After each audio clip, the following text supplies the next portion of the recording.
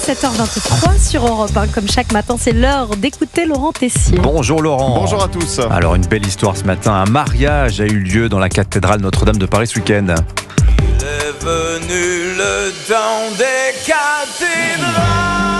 Imaginez une seule seconde, vous vous mariez dans la cathédrale Notre-Dame de Paris, lieu historique où Napoléon Ier a été sacré empereur en 1804, lieu de mariage royaux. Eh bien, c'est ce qui est arrivé à Jade et Martin samedi.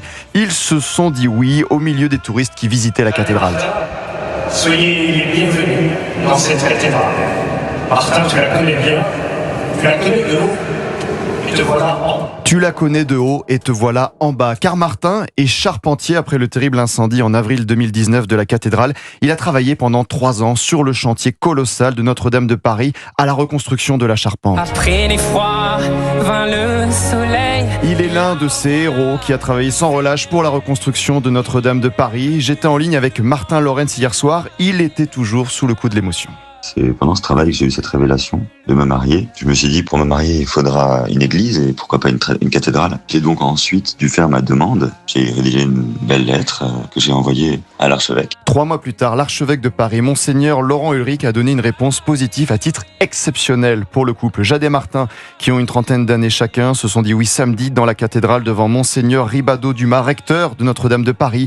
Leurs invités et tous les visiteurs, les touristes, la cathédrale, lieu de mariage de Marguerite de Valois, la reine Margot et Henri de Navarre, futur Henri IV en 1572, lieu de mariage de Napoléon III en 1853. Rendez-vous compte de ce moment impressionnant. Se marier à Notre-Dame, j'ai pas vraiment les mots aujourd'hui encore pour en parler parce que je suis encore trop sous l'émotion de ce qui s'est passé. C'était vraiment un moment magnifique et grandiose, et à la fois impressionnant et beau. Plus de 500 personnes dans la nef, bien sûr les familles et les collègues, les amis et collègues charpentiers, les artisans de Notre-Dame de Paris. Il y avait bien sûr aussi tout le public du parvis, le public des visiteurs de Notre-Dame de Paris. Il y a eu comme une liesse populaire à la sortie. Nous sommes passés sous les haies de hache de mes frères charpentiers, et il y avait un orchestre qui nous attendait. C'était vraiment un moment à la fois épique et magnifique. Un mariage hors du commun ce samedi 25 octobre, pouvoir s'unir dans la cathédrale Notre-Dame de Paris. Quel moment incroyable, quel souvenir à vie, quelle magnifique reconnaissance pour Martin, charpentier et tous les artisans qui ont sauvé Notre-Dame.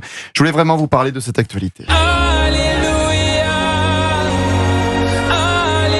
Vous imaginez sur le faire-part, adresse de l'église, cathédrale Notre-Dame de Paris. Ça, c'est chic. C'est incroyable. Merci de nous avoir d'avoir partagé ça avec nous. Laurent Tessier, le rédacteur en chef de Pascal Pro et vous, 16h-18h sur Europe.